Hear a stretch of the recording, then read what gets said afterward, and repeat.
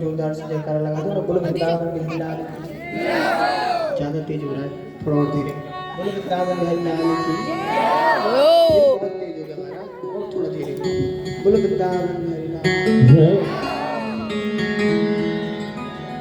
बोलो वृंदावन बिहारी लाल।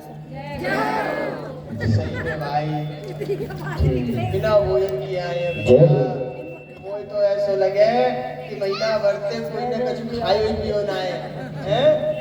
जोरदार जयकारा लगाओ। बोलो वृंदावन बिहारी लाल की। परीक्षित जी महाराज ने जब कलयुग की ऐसी हालत देखी, कलयुग में ऐसी दुर्दशा धर्म की और पृथ्वी की देखी, तब परीक्षित जी महाराज ने कलयुग को बहुत डांटा, बहुत फटकार लगाई। कलयुग कहता है महाराज मैं करूंगी तो क्या करूं, मेरा समय आ गया, मुझे अपनी ड्यूटी भी तो करनी है। भाई आप राजा हो, आपकी ड्यूटी है, आपको अपनी प्रजा देखनी है। ऐसे मेरा भी समय आ गया है, मैं कहीं नहीं जा सकता। परमात्मा ने मुझे मेरा कार्य नियुक्त किया है, मुझे उसे निभाना है। आप मुझे जगह बता दीजिए। भाई आप चक्रवर्ती राजा हैं और आपके साम्राज्य में यदि मुझे रहना है तो आपका आदेश मुझे प्राप्त करना होगा। ये मेरी गलती रही कि मैंने आपसे बिना इजाजत लिए यहाँ पे। आप मुझे बताएं मैं कहाँ रहूं। ध्यान से सुनना सब लोग। आप मुझे बताएं मैं कहाँ रहूं। परीक्षित जी महाराज ने कलयुग को 4 जगह दी। कौन कौन सी? द्यूतम, पानम, स्त्रियः, सूनः। कौन कौन सी? द्यूतम, पानम, स्त्रियः, सूनः। द्यूतम मतलब जहाँ जुआ खेला जाता है, जहाँ पे जुआ खेला जाता है वहां पर कलयुग अहंकार के रूप में स्थापित होता है। पानम मदिरा पीना, बीड़ी पीना, सिगरेट पीना, गांजा पीना, ये सब कलयुग में आता है। आजकल के लोग बोलते हैं भोले की बूटी ले रहे, कोई भोले ओले की बूटी नहीं है। पाप है पाप, पाप है पाप। और एक बात और बता दें, ये गृहस्थियों के लिए है भी नहीं। यदि बाबाओं को देख करके तुम लोग शौक अपना हो, हाँ कि बाबा करते हम भी करेंगे, तो बाबा तो भैया घर छोड़ करके चले जाते हैं।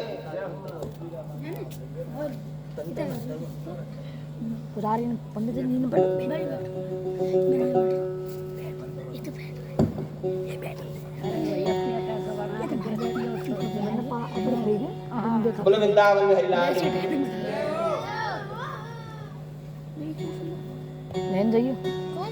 ये क्रिया गृहस्थियों के लिए नहीं बताई है, सन्यासियों को इसलिए दी कि ताकि उनका एक जगह मन लगे।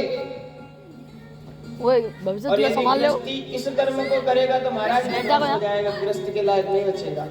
तो भैया गृहस्थियों वालों इन सब कर्मों को मत करना। ये 4 जगह कलयुग की है, इससे बाहर निकल आना। दूतम, पानम, स्त्रिया, सूना। स्त्रिया मतलब पराई स्त्री पर गलत निगाह डालना, ये भी कलयुग का ही स्थान है। यदि आप इस व्रत को कर रहे हो तो आप कलयुग को गले से लगा रहे हो। कभी ऐसा काम मत करना। दूतम, पानम, स्त्रिया, सूना। सूना मतलब अहिंसा, मांस खाना, बिना बात के किसी से झगड़ना, लड़ाई झगड़ा करना। जहां अहिंसा होती है वहां पर भी कलयुग का स्थान होता है। कलयुग बोला प्रभु ये सब स्थान तो आपने 3rd ग्रेड दे दिए हैं, हाँ यहाँ पे कौन रहना पसंद करेगा? कोई अच्छा VIP रूम दो, गेस्ट हाउस। मेरे घर भी कोई संत ब्राह्मण अच्छा आ जाए तो मैं उसको कहाँ बैठाऊंगा, कहाँ उठाऊंगा?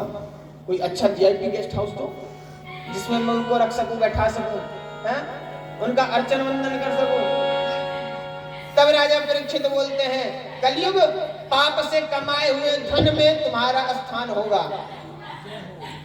पाप से कमाए हुए धन में तुम्हारा स्थान होगा। अब तो महाराज कलयुग को भी VIP रूम मिल गया। हाँ VIP महल दे दिया राजा परीक्षित ने सोने का। अच्छा, पाप का धन है ये पता कैसे चलेगा? लाइट कैसे चल रहा है? पाप के धन में दिखावा होगा। भाई किसी ने मेहनत से कमा करके यदि चैन पहना, मेहनत वाला तो चैन पहन ही नहीं सकता, लेकिन फिर भी कदाचित यदि उसने पहन लिया कैसे भी प्रयास करके, तो उसे छुपा के रखेगा, वो कहीं दिख ना जाए, चोरी ना हो जाए। और जिसकी पाप की होगी ना महाराज, वो जब तक बटन खोल के उसे दिखा नहीं देगा तब तक उसे चैन नहीं पड़ेगा। जय हो प्रभु। ये देख के ही प्रतीत हो जाएगा कि इसका मेहनत का है कि बिना मेहनत का है। वो दिखाएगा जरूर, चाहे किसी भी बहाने से दिखाए, कुछ नहीं होगा तो महाराज आपके देखते देखते ऐसे करने लग जाएगा, कैसे भी दिखे कि मैंने सोने की चैन पहन रखी है।